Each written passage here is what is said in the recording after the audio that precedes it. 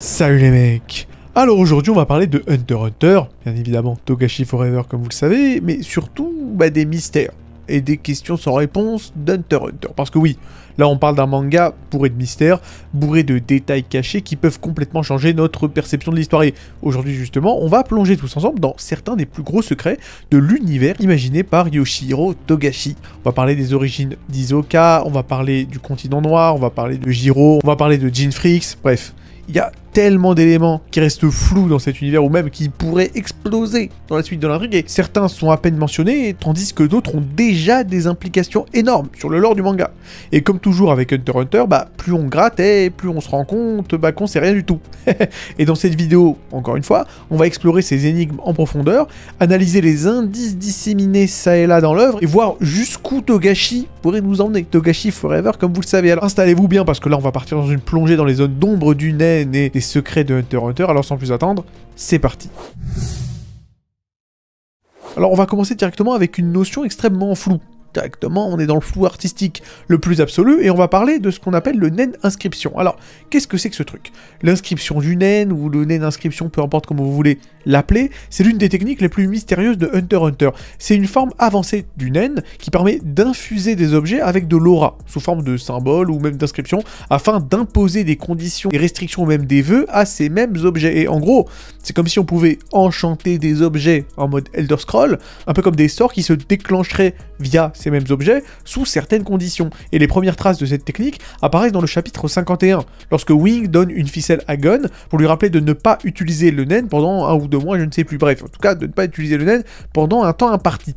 Plus tard, dans le chapitre 56, dès que Wing lui donne le feu vert pour recommencer à utiliser son Nen, la ficelle se brise instantanément, prouvant qu'il avait bien respecté sa promesse. Autre exemple, dans le chapitre 65, Gon et Killua essaient d'ouvrir la boîte incassable laissée par Jinfrix, donc le père de Gon, des années avant. Et lorsque Gon utilise son Nen, la boîte se brise immédiatement, révélant qu'elle était scellée grâce à un mécanisme basé sur les fameuses inscriptions. Et à l'intérieur, nos deux héros y trouveront un anneau avec les mêmes types de gravures, ce qui pousse Killua à faire le lien avec le système de sécurité de Grid Island et cette boîte justement. Et là où je veux en venir avec ces exemples, c'est que ces inscriptions renforcent les objets et peuvent réagir à l'aura de Nen évidemment. Mais elle ne se contente pas juste de casser des objets quand on y met du Nen. La preuve, sur Grid Island, les joueurs reçoivent un anneau qui leur permet d'utiliser les capacités spécifiques du jeu, comme conjurer un livre ou exécuter des commandes Nen. De la même manière, dans le chapitre 342, on voit aussi Beyond Netero, donc le fils de Netero comme vous le savez, porter des menottes gravées de ses inscriptions pendant sa détention, et vu la puissance du mec, il est impossible que de simples menottes suffisent à le retenir. En fait, ça suggère que il est possible avec ce Nen, avec cette inscription de Nen, de neutraliser ou même de limiter l'usage du Nen à ceux qui portent ces menottes. Et là, forcément, ça ouvre un tas de questions. Est-ce que c'est comme ça que l'association des Hunters neutralise les criminels dangereux?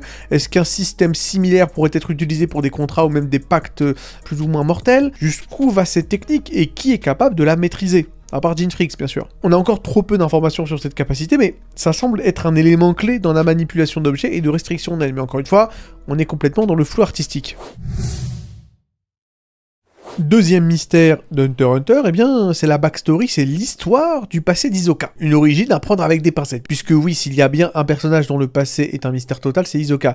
Togashi aime beaucoup entretenir une espèce d'aura énigmatique autour de ce personnage, et on ne sait presque rien de son origine, mais en 2016, il y a eu quand même quelque chose d'intéressant, Sui Ichida, le mangaka de Tokyo Ghoul, a sorti un one-shot racontant l'origine d'Hisoka. D'ailleurs, l'ami Yoshihiro a mis son sceau d'approbation sur ce one-shot, donc apparemment il serait canon. Avant d'en parler plus en profondeur de ce one-shot, je tiens juste à dire que j'en avais déjà parlé lors de ma vidéo sur les 3 meilleurs personnages de Hunter x Hunter, voilà. Je vous aiguillerai à cette vidéo si ça vous intéresse. Quoi qu'il en soit, on va la faire courte. L'histoire du one-shot se passe dans un endroit qui s'appelle Glam Gasland, où un jeune Hisoka est recueilli par Mortono, le chef d'une espèce de troupe de cirque. Ce dernier est fasciné par les talents magiques d'Hisoka et le fait entrer dans sa troupe. Et très vite, Hisoka se démarque des autres avec sa dextérité et son agilité incroyable, que l'on connaît tous ici. Mais pendant ce même temps, un tueur en série nommé John Doe terrorise la région, et Mortono commence donc petit à petit à enseigner le Nen à Hisoka, qui assimile tout avec une facilité absolument déconcertante. On parle d'un gosse qui maîtrise des techniques de Nen et des techniques extrêmement complexes en à peine quelques jours, là où il faudrait des années normalement. Et un jour, une artiste de cirque, Abaki, surprend John Doe en train d'attaquer quelqu'un. Elle se fait prendre pour cible, mais Hisoka intervient et la sauve. Sauf que quelque chose cloche. Après une grande représentation au Royal Glam Hotel, Hisoka, bien évidemment, vous l'aurez compris, se rend compte que Mortono est en réalité le vrai John Doe, et décide de l'affronter en duel. Et effectivement, oui, c'est le tueur, oui, il a assassiné sa propre sœur pour le plaisir, et oui, il a monté ce cirque pour canaliser ses pulsions de meurtre, mais au final, ça ne l'a pas empêché de continuer à tuer de manière un peu plus discrète. Il dévoile alors son Hatsu, Scarface, une technique qui lui permet d'échanger de visage, et c'est comme ça qu'il a échappé aux autorités pendant tout ce temps. Le duel commence, Mortono attaque avec un pouvoir magnétique qui utilise du sang pour attirer les barres de métal vers sa cible, mais Hisoka, lui, dévoile pour la toute première fois son fameux Hatsu personnel, bien évidemment, le Bungee Gum, qui a, comme vous le savez tous, mais je me sens un peu obligé de le répéter, les propriétés du caoutchouc et du chewing-gum. Voilà, il fallait absolument que je le dise. Mais bon, avec cette capacité, notre ami Hisoka retourne la vapeur, tue Mortono, et avant de quitter les lieux, il modifie son visage pour l'accuser à titre posthume des meurtres de John Doe. De toutes les manières, bah, là-dessus, bah, c'est vrai. Donc voilà. Maintenant, encore une fois, la question c'est est-ce que c'est canon ou est-ce que c'est pas canon? Parce que Togashi l'a validé, mais maintenant, est-ce que c'est officiellement confirmé comme canon? On ne sait pas. Est-ce que ça veut dire que Togashi l'intègre à son récit principal? Je partirais du principe que oui, mais bon... Écoutez, je ne sais pas. Le problème, c'est que si c'est canon, ça laisse une énorme question. C'est-à-dire que si Hisoka a appris le nen aussi jeune via un type qui n'est pas un hunter, pourquoi Wing a dit effectivement que seuls les hunters, les gens dans leur cercle connaissent cette capacité? Normalement, un cirque lambda ne devrait pas avoir accès au nen. Donc soit Mortono était un hunter, il fut un temps, soit il avait des connexions avec le monde des hunters. Soit le one-shot ne colle pas du tout avec la vision de Togashi. Et là, il y a deux écoles qui s'affrontent. Ce one-shot est une base crédible pour le passé d'Hisoka, mais certaines parties seraient ajustées. Ou alors, deuxième école, Togashi n'a jamais prévu d'expliquer le passé d'Hisoka, et tout ce qui est révélé dans ce one-shot pourrait être partiellement faux, si ce n'est complètement faux. Bref, un mystère de plus sur le magicien le plus dérangé de la série. Allez, troisième mystère, le journal du Nouveau Monde et le mystère de Don Fricks. Alors, on va parler donc de Don Fricks, un personnage quasi mythique dans l'univers de Hunter x Hunter. Ce type, qui est donc un ascendant de notre ami Gon Fricks, aurait écrit un livre il y a plus de 300 ans, intitulé Voyage vers le Nouveau Monde, plus ou moins, hein. Traduction française du titre, hein. Voilà, racontant ses expéditions sur le continent noir. Et le bouquin est divisé en deux parties, l'édition de l'Est que tout un chacun possède, en tout cas l'association des Hunters possède, et qui est archivée au sous-sol de l'International Permit Agency, l'IPA, et l'édition de l'Ouest qui n'a jamais été retrouvée. Et ce qui intrigue Gene Fricks, donc le père de Gon, c'est qu'il pense que Don est toujours en vie, et qu'il continue d'écrire son journal. Dit comme ça paraît délirant, parce que ça voudrait dire que le mec a plus de 300 ans, mais il y a une certaine logique derrière cette théorie. Don Fricks aurait connu le Nitro Rice, un grain spécial qui prolonge l'espérance de vie et qui vient justement du continent noir. Et si Don a réussi à s'en procurer, eh bien il aurait peut-être survécu bien au-delà des limites humaines. Mais si Don est toujours là-bas, sur le continent noir, que pourrait-il bien écrire dans l'édition de l'Ouest? Si l'édition de l'Est mentionne déjà les 5 grandes calamités du continent sombre, alors ce que Don découvre dans la partie Ouest pourrait être encore plus terrifiant. Et surtout, comment se fait-il que l'association des Hunters ait mis la main sur la première édition du livre, mais que personne ne sache comment elle est arrivée jusqu'à elle, c'est-à-dire l'association des Hunters? Est-ce que Don a quitté le continent noir pour publier la première partie, c'est-à-dire l'édition de l'Est, et ensuite est reparti dans le continent noir pour commencer et peut-être même terminer l'édition de l'Ouest, ou alors continuer à l'écrire, je ne sais pas? Ou alors, est-ce que quelqu'un a ramené la première édition, c'est-à-dire celle de l'Est, sur les terres connues d'Hunter x Hunter, afin de le publier, bref, afin de le filer à l'association des Hunters? Enfin, c'est bizarre. Si Gene a raison et que Don Fricks est encore en vie, alors Hunter x Hunter pourrait nous réserver une révélation complètement dingue sur la plus grande exploration jamais menée dans cet univers. Allez, mystère suivant, et j'en avais déjà parlé dans une vidéo sur les théories de Hunter x Hunter, bien évidemment, là il s'agira de la mère de Gon.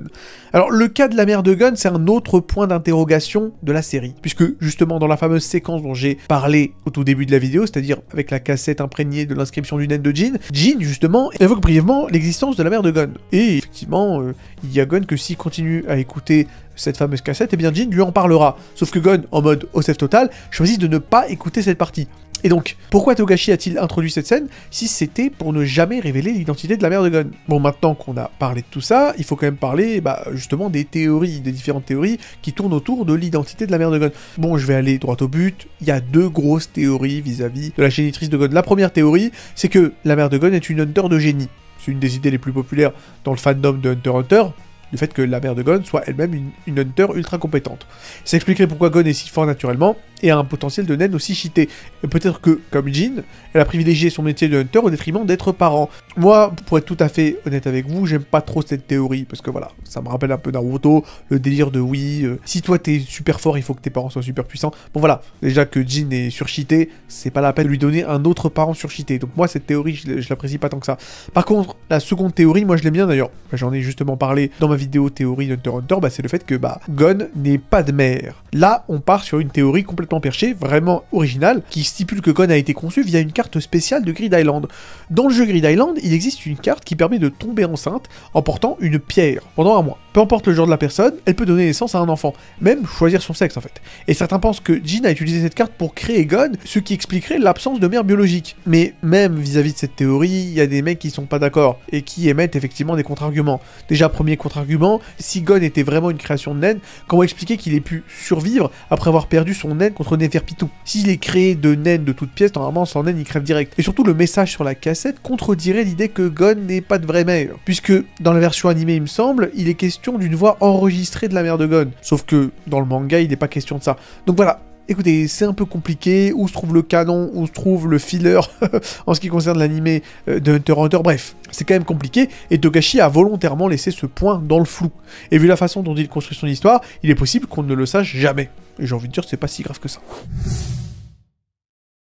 Allez, on va continuer sur la même lancée et parler donc d'un mystère supplémentaire, un mystère qui entoure encore une fois le naine de Jinfrix. Alors si on devait faire une tier list des personnages les plus mystérieux de Hunter x Hunter, vous le savez, Jinfrix, il serait au sommet de la montagne, tout le monde parle de lui comme d'un monstre en naine, mais on n'a jamais vraiment encore vu son Natsu, on sait juste qu'il est super fort et intelligent, et on a vu effectivement quelques petites miettes sur ses capacités. Il est capable effectivement de copier une technique de naine juste en l'observant, il peut reproduire le coup de poing à distance de Léolio juste en l'ayant vu une seule fois sans entraînement, il a stocké son aura dans une cassette audio pendant 10 ans, vous le savez, on en a parlé plusieurs fois de cette séquence, et elle était assez puissante pour bloquer un coup de Killua, ce qui est quand même assez incroyable, et c'est là où effectivement on se demande, mais attends, mais quelle est la nature du naine de Jinfrix? C'est quand même assez cheaté. Bon allez, il y a plusieurs théories. Encore une fois, je n'en ai gardé que 2. Première théorie, Jin fait partie du team de naine émission et il partage son naine avec toute son équipe. Et cette idée est intéressante parce que ça voudrait dire que Jin aurait une capacité unique qui permet de connecter son naine à celui de ses alliés. Son Hatsu fonctionnerait un peu comme internet, comme un réseau. Toutes les personnes de son équipe partagent leur aura, ce qui les rend bien plus puissants. La seule condition, c'est la confiance et un objectif commun. Et ça pourrait expliquer pourquoi Jin aime toujours travailler en groupe. Même si effectivement il se coltine cette réputation d'être un peu un solitaire, d'être un peu un antisocial. Techniquement parlant, le mec a quand même co-créé Grid Island avec plusieurs types, il a été un des Zodiacs, donc c'est un groupe de plusieurs types, encore une fois, et il s'est directement allié à Beyond Netero. Donc encore une fois, même si effectivement il a cette réputation d'être un type solitaire, solo, c'est pas tout à fait le cas. Lorsque effectivement tu analyses son attitude et sa façon de gérer ses relations aux autres, tu te rends compte qu'en réalité, c'est un team player, le Jin.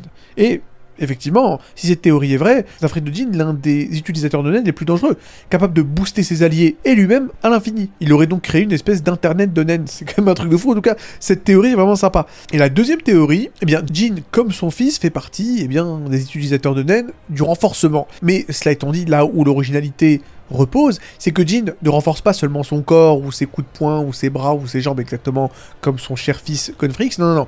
Jin, lui, il peut améliorer sa mémoire de naine, un peu comme la mémoire d'un PC, d'une certaine manière. Donc en gros, il aurait boosté sa capacité à retenir plusieurs Hatsu différents, ce qui expliquerait comment il peut copier aussi facilement des attaques d'autres personnes. Une capacité qui, on va le dire, ferait rougir de jalousie notre ami Chrollo Lucifer. Et si c'est vrai, il pourrait avoir effectivement de dizaines de techniques différentes, de Hatsu différents, stockées en lui. Ce qui est sûr, c'est que si Togashi nous balance un jour le véritable naine de Jin, le véritable Hatsu de Jin, ce sera l'un des moments les plus attendus de l'histoire du manga. On l'attend avec impatience. Mystère suivant, on va parler du clan Kuruta. Effectivement, le clan Kuruta, et on se pose la question, d'ailleurs il me semble que j'en avais déjà parlé dans ma vidéo sur les différentes théories d'Hunter x Hunter, est-ce que le clan Kuruta serait originaire du continent noir? Puisque oui, en ce qui concerne les origines du clan Kuruta, donc le clan de Kurapika, c'est un peu complexe, c'est-à-dire que, bon, on n'en sait pas grand-chose sur ce peuple, c'est un peuple ultra secret, vivant isolé dans une espèce de forêt du royaume de Luxo. Mais certaines théories pensent qu'ils ne sont pas vraiment natifs de ce monde. Maintenant, on se pose la question pourquoi? En fait, c'est assez simple. Leurs yeux écarlates sont uniques. Ils semblent posséder une espèce de capacité de naine passive, ce qui est vraiment rare. Et le symbole sur leur bouteille de collyre, montré pendant l'examen du clan, ressemble étrangement au motif des portes du continent noir. Ils se déplacent sur d'énormes oiseaux qui ressemblent aussi à des créatures du continent noir. Et c'est là où on se pose la question, est-ce que les Kuruta étaient peut-être un peuple ancien qui a fui le continent noir? Si c'est vrai, ça pourrait expliquer pourquoi le clan voulait absolument rester caché. Puisque bon, peut-être qu'ils avaient en leur possession des secrets sur le continent noir, et d'ailleurs ça expliquerait pourquoi la brigade fantôme les a massacrés, ou alors même leur naine ou leur sang pourrait être lié aux créatures du continent noir. Enfin encore une fois, c'est un gros mystère qui pourrait tout changer dans Hunter x Hunter, si jamais effectivement Yoshihiro Togashi Forever comme vous le savez, faudrait bien daigner développer un peu le lore des Kuruta. Allez, on passe au mystère qui va suivre, on va encore discuter d'une théorie dont j'avais déjà parlé dans ma fameuse vidéo sur une théorie d'Hunter x Hunter. Là, on va parler de Jiro, peu importe comment vous voulez l'appeler. Je vais l'appeler Jiro, ok? Alors, Jiro, c'est l'un des personnages les plus fascinants et sous-exploités d'Hunter x Hunter. Bon, petit rappel, pour ceux peut-être qui dorment au fond. Il a fondé et dirigé le NGL, donc Neo Green Life, un royaume où la technologie est bannie, où il produit une drogue mortelle pour détruire la société. Son enfance, c'est une espèce d'horreur totale, hein, élevé par un père violent alcoolique qu'il admirait pourtant, jusqu'à qu'il comprenne que son daron n'en avait absolument rien à foutre de lui. Ce jour-là, il l'a vrillé, l'a tué à coups de marteau, avant de jurer de répandre le mal sur le monde entier. Mais ce plan a pris un gros stop lorsque la reine des Chimera Ants l'a bouffé. Sauf que Jiro n'est pas n'importe qui. Sa volonté est si puissante qu'après sa renaissance en tant que Chimera Ant, il a conservé tous ses souvenirs et s'est libéré instantanément du contrôle de la reine. Et la dernière fois qu'on l'a vu, il traînait à Dolly City à quelques pas de Gon et Killua. Mais depuis, plus rien, et c'est là que ça devient intéressant. Welfin pense que Jiro pourrait vouloir rebâtir un empire, cette fois à Meteor City. Togashi a laissé entendre qu'il aura un rôle majeur dans l'avenir de la série, et avec son intelligence, son ambition et ses nouveaux pouvoirs de Chimera Ants, il pourrait se relancer dans un plan encore plus sinistre qu'avant. Est-ce que Jiro pourrait devenir le boss final de Hunter x Hunter? D'ailleurs, justement, c'est de ça dont on parlait dans ma vidéo sur les théories Hunter x Hunter.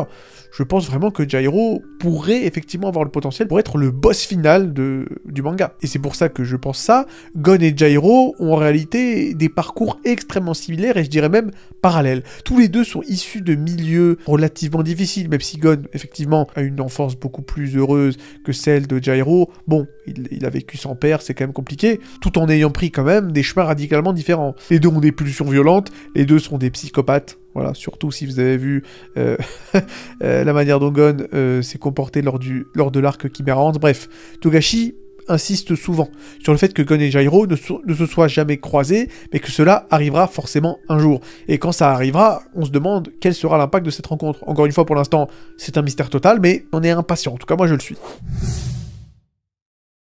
Allez, mystère suivant, la sonate des ténèbres. Alors qu'est-ce que c'est que ça? Parmi les plus gros mystères du manga, la sonate des ténèbres, c'est l'un des plus flippants.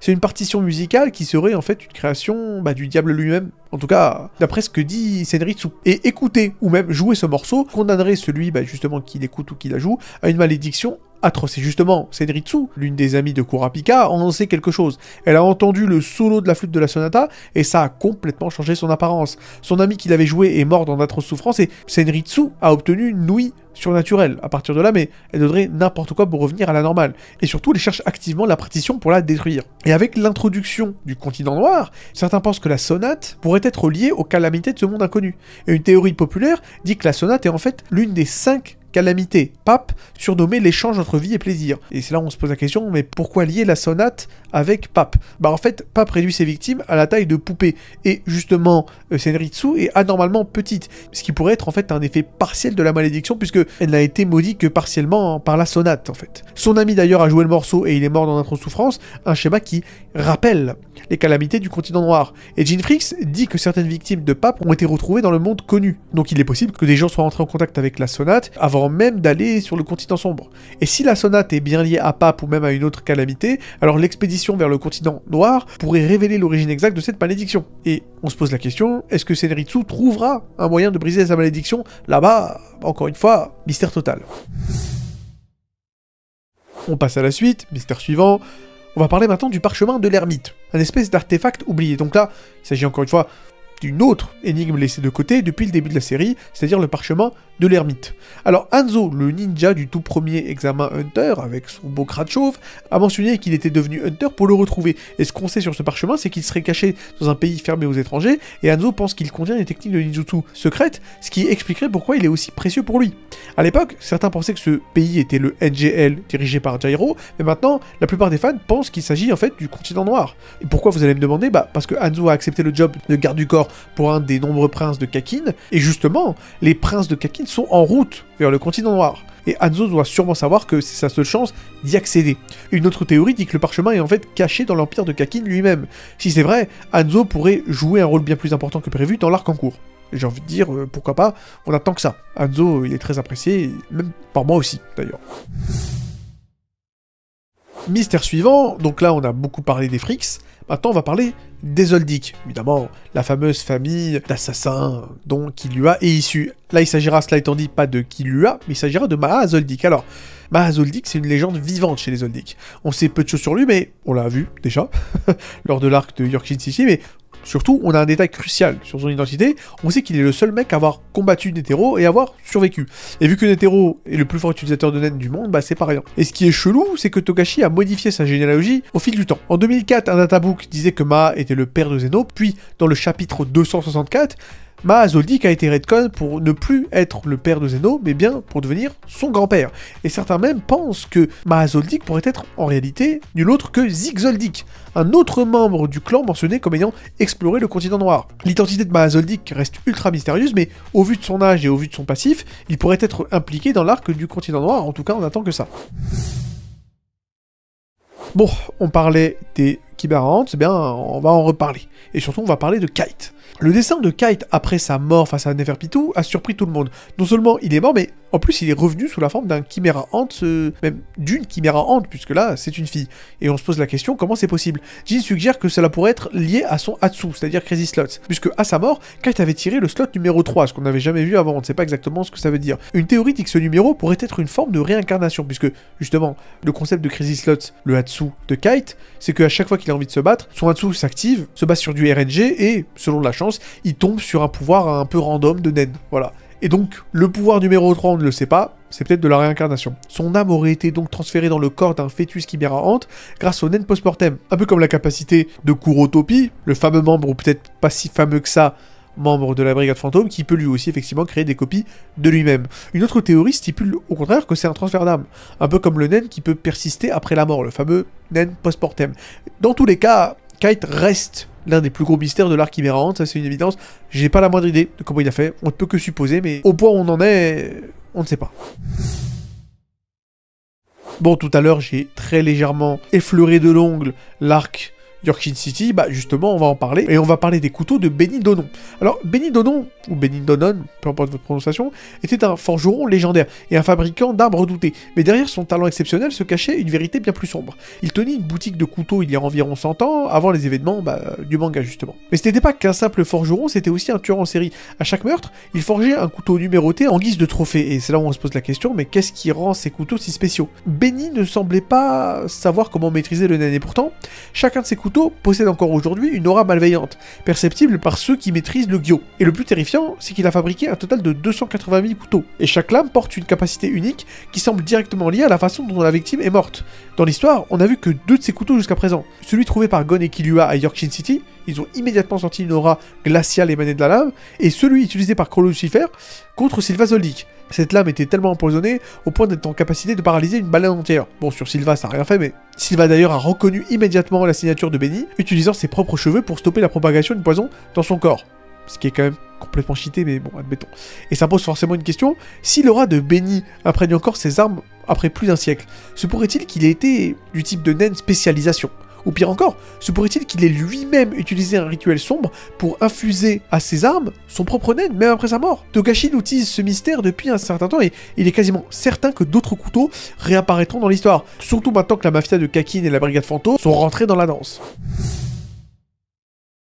Mystère suivant, on va parler de ce qu'on appelle les Floor Masters. Alors, là, il s'agirait effectivement donc du Heaven's Arena, donc la tour céleste, qui est l'un des lieux les plus emblématiques d'Hunter x Hunter. Et les Floor Masters en sont les véritables boss, justement.